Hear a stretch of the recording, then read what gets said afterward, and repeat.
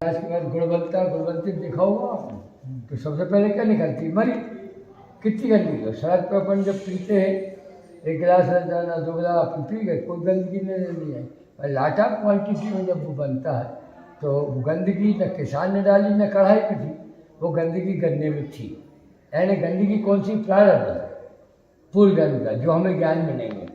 समय रहते हुए निकलता है। और जो सात्विक आदमी रहता है, मांस खाए ना, मदिरा पिए ना, ब्याज का धंधा ना करे, उठपटांग काम न करे, वो व्यक्ति सात्विक कहलाता है। और सात्विक व्यक्ति को परेशानी ज़्यादा होगी। क्यों होगी?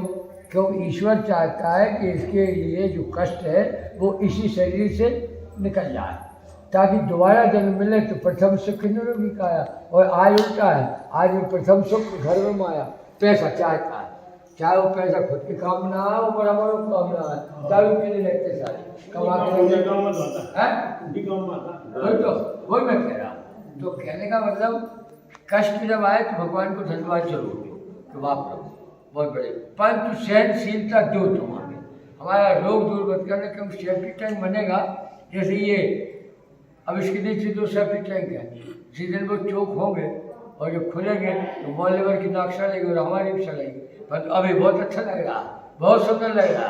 तो लोग सुखों के सेफ्टी टैंक बनाकर अंतिम क्षणों में दुख के उस गंदगी में डूब जाते हैं जिसका कोई निकाल नहीं होता। लड़के और बहू अपने काम में लगे रहते हैं, कोई नहीं, अपन कराया गए, पानी दे दो रे, ये दे दो रे, वो दे दो रे, कोई सुनने वाला नहीं। और लोग तो आके देगा नहीं पानी। आपको एक उदाहरण दे रहा हूँ। मौके पर आदमी की स्वयं की सेहत, स्वयं का सोच, स्वयं का चिंतन ही काम आता। बाकी ये सब अटरम फटरम मेरे समझ में तो पैसा आवश्यक है, इसमें भी no doubt, without money what we can do. परंतु सबको चाहिए ये मान लेना गलत है। पैसा सबको चाहिए मान लेना बहुत गलत है। पर पैसा है और पैसे की आवश्यकता हर युग में रही है, सतयुग में भी रही, त्रेता में भी रही, द्वापर में रही, और इस युग में तो बाद में पैसा, हर चीज़ में पैसा। पर पैसा कमाने का हमारा जो लक्ष्य है, एनी हाउ एनी वे नहीं, हम कैसे पैसा कमाएंगे। जैसे आपके पास कोई रईस आए, एक उदाहरण, यदि आपकी दृष्टि द्वंद्व रहित हो गई तो वो बात अलग है। मगर कोई रईस आया है जो दिन भर में 50 आदमियों को छीन रहा है, और वो यदि गाँव पे आया है तो उसे कोई रियायत मत दो। आप 100 रुपये फीस लेते तो 100 ही लो, आप 200 की दवाई देते हो तो 250 लो उससे, इसलिए कि वो 50 जो लोग हैं वो किसी गरीब के लिए अनुदान में जाएगा आपका पैसा। ठीक है ना मेरा कहने का? आदमी मगर गरीब को और अमीर को एक ही धार उतारते हैं। अब बाकी आदि धोती में तो क्लाइंट आया है और आप कह रहे हैं पहले फीस कर, बाद में तेरी सेवा करूँगा, तो उसकी दुआएं मिलेगी कि बद दुआएं मिलेगी? कहना सही है। मगर युग ऐसा है कि जिसके साथ आप अच्छा करोगे ना वो ही भूल जाएगा आपको। मैं बोल रहा हूँ, यहाँ पर ऐसे लोग आए हैं जो थे सड़क पे, आज करोड़ों में खेल रहे हैं, पर तो कभी फोन भी नहीं करते कि महाराज जी हम सुखी हैं। 20 साल बाद लौटेंगे, जब पता लगा 2 कंपनियां सील हो रही उनकी। ग्वालियर से आए थे टारगेट 20 साल बाद। हमें लिखा बात क्या महाराज जी क्या बताओ, उस समय तो आपने 7 करोड़ रुपया विद्युत मंडल से माफ करा दिया था, उन्हें भगा दिया था जिला में। उसके बाद क्या बताओ, पाना चाहता था नहीं पा, अब फिर समस्या आ गई। 20 साल बाद हम याद आए हमारे बीच में पैसे में डूब गया। कहने का मतलब पैसा आदमी के लिए वो तरंग ज़्यादा देता है भौतिकवादी। जब भौतिकवादी तरंग में यदि पैसे का अनुभव लिया तो मानवीय तरंग खत्म होता है। I think I am right, मेरा सोचिए। भौतिकवाद को इतने ज़्यादा आलिंगन जड़ता के साथ नहीं करना चाहिए कि हम अपने आप को भूल जाएं। हम हैं क्या, ये हमारे ज्ञान में हमेशा बना रहना चाहिए, और आदमी भूल जाता है। ये 4 ठंडी हुई नहीं पीना, लेकिन जुड़ता है। और यदि ये भी साफ है और वो भी साफ है तो इंसाफ मिलते रहता है और आदमी उन्नति करते रहता है। नहीं तो प्रयास करने के बाद भी अपने हाथ में कुछ नहीं लग पाता। ये कभी कभी क्या है, आदमी का निर्णय जो सडनली होता है वो गलत होता है। बहुत सोच विचार कर निर्णय लेते हैं। जैसे हम ही बैठे, आज हम रिटायर हो जाते हैं, अब चाहे ऑफिसर से 70 की बात है, तो कम से कम 50-60 हज़ार तो हमें तनख्वाह मिलती थी, एवं पेंशन मिलती कि नहीं था। ये बच्चे को मैंने लगा दिया था, भगवान की दया से राजनीति में भी इसको टीचर अपॉइंट कर नहीं कहा, मैं PhD करूँगा, न PhD हो पाया न वो, और इसकी जगह मैंने एक पंडित जी की बच्ची को नौकरी दी, अध्यक्ष को कहा, उन्होंने तत्काल उसको नौकरी दी। कहने का मतलब आदमी को बहुत सोच विचार कर, चिंतन करके इमीडिएट एक्शन, अपने निर्णय जरा सोच समझ के लेना चाहिए।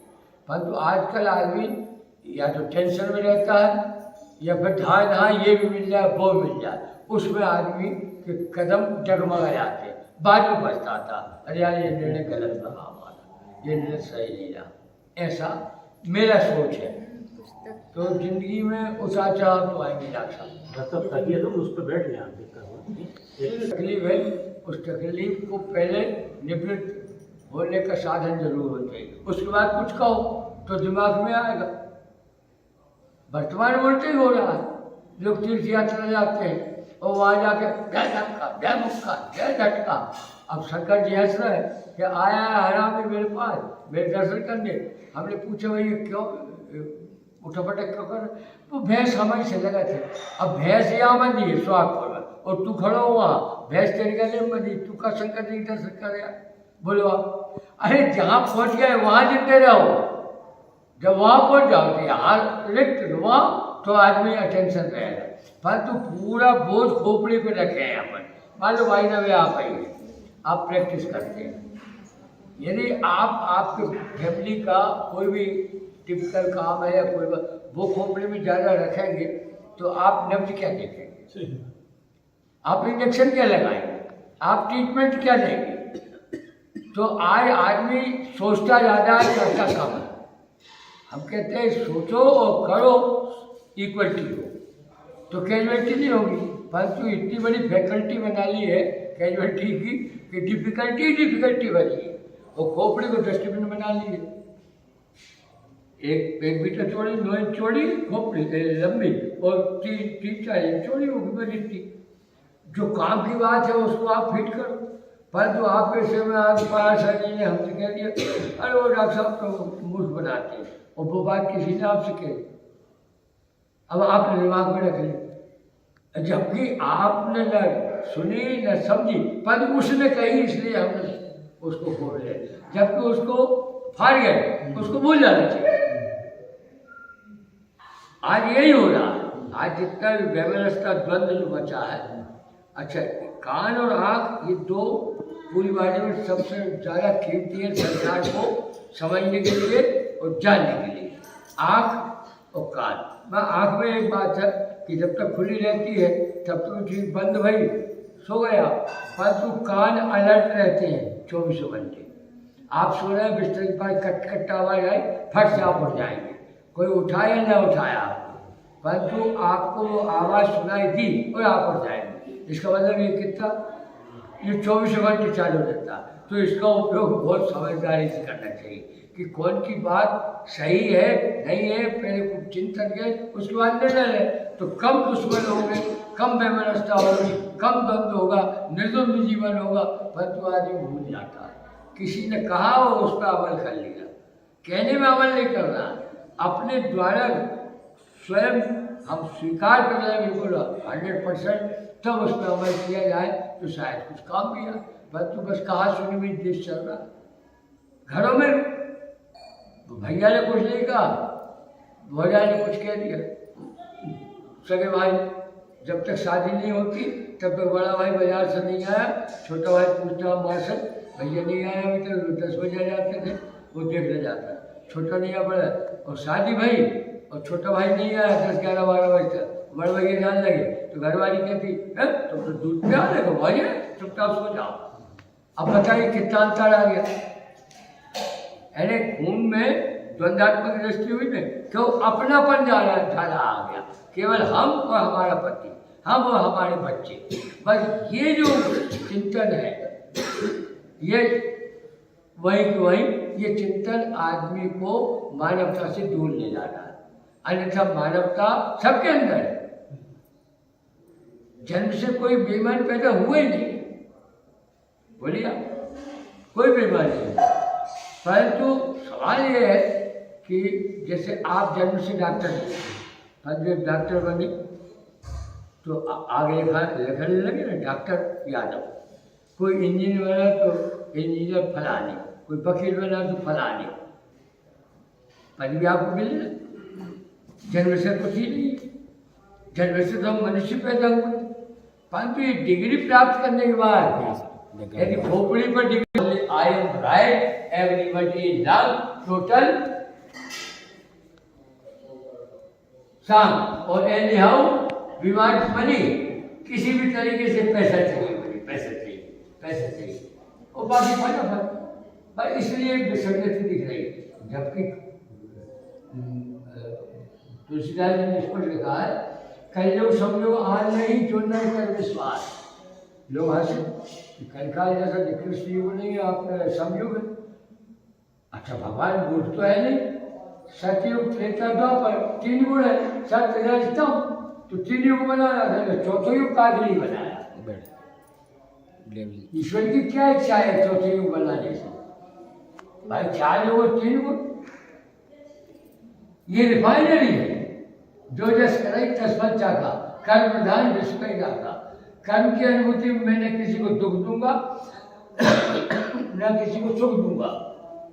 आप जैसा करेंगे वैसी अनुभूति आपके जीवन में आपको और आपके परिवार को प्राप्त होगी। इस बात को आगे भूलना, इस बात को जो ध्यान में रखते हैं उनकी औलाद है, बिस्तर पे बाप चला माँ चला बैठ छोड़ हो गए तो भी वो बच्चा चाटता पिटाई जिंदगी हो जाए। नहीं तो यहाँ दिन में 2 नहीं 4 पुकारे आती, महाराज जी मारते हुए कि हमारी 65 साल की है, तो देखो नहीं जाए कष्ट का।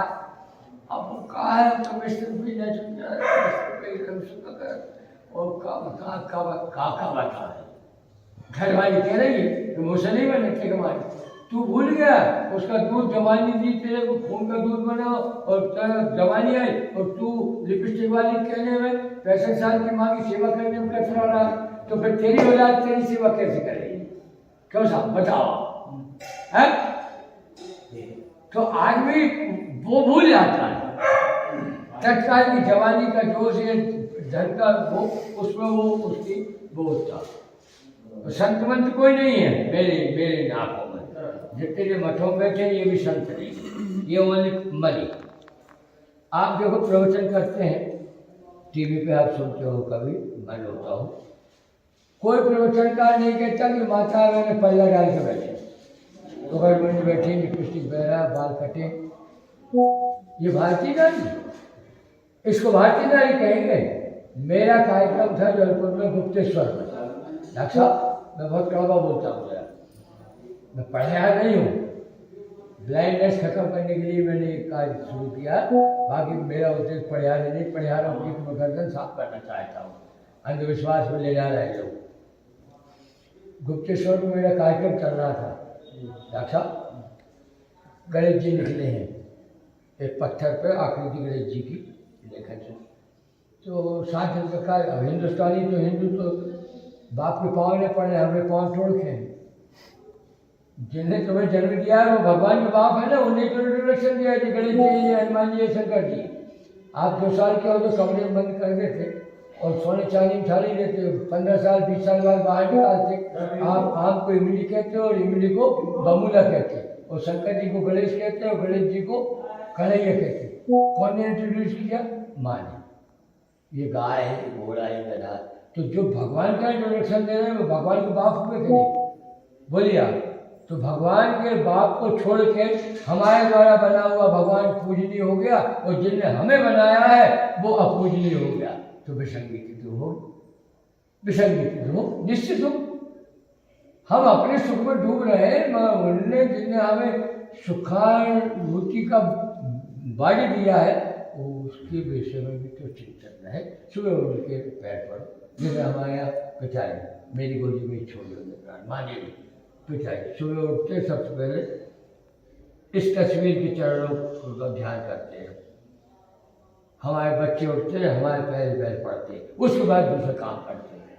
तो लोग तो आते सबके आते, मगर वो नहीं हो पाता कि अस्पतालों में भर्ती रहना पड़े या बिल्कुल जूड़ी चाप खा के जी रहने। कष्ट आता है, भगवान को धन्यवाद देते हैं कि वाह प्रभु तेरी इच्छा बहुत अच्छी है कि जवानी में तू निकाले दे रहा है, बुढ़ापे में तो आनंद के साथ जिएंगे हम। लोग आए, भगवान को धन्यवाद दो, मेरा होगा। अच्छा, डिमांड लेस रहना चाहिए। मंदिर में जाकर कभी मत मांगना, न नंगाई में, न मंदिर में, न गंगाई में, न कहीं, क्योंकि आपकी MRI, आपकी CT स्कैन, आपकी एंजियोग्राफी जो आपने बनाई है अंदर बाहर का बता रही है। जिसने संसार बनाया है बाहर का बता है, हमें जो चाहिए हमें वो चाहिए। वहाँ तो प्रणाम करो, हार्ट मत बजाओ, गाड़ी रोको एक क्षण, बंदर वाले तो ही सिर रखा चल दो, तो आपकी गाड़ी वाला ही क्रैश हो जाएगा, आपकी क्रैश करनी पड़ेगी, ये गारंटी। मगर पी मंदिर के सामने निकल के मिल जाए और कहीं समझी मिल गया या मित्र मिल गया, आवाज पान खा चाय पी नाश्ता करो। ये जो क्रिया है मानव की, ये बहुत ईश्वर से दूर ले जाए, जबकि ईश्वर हमेशा पास है, हमेशा पास है। क्योंकि जब निकल जाता है, अभी तो हम कहते हैं राम नाम सत्य है, और जब तक राम नाम सत्य दिखाई दे रहा है, जब तक वहाँ से हमारी दुश्मनी, और निकल गया तो राम नाम सत्य है। अरे भोले बाबा से सीखो भाई, कन्हैया ने कभी भस्म नहीं रमाई, राम ने कभी नहीं रमाई, भगवान भोलेनाथ क्यों मुर्गा के भस्म रमाते?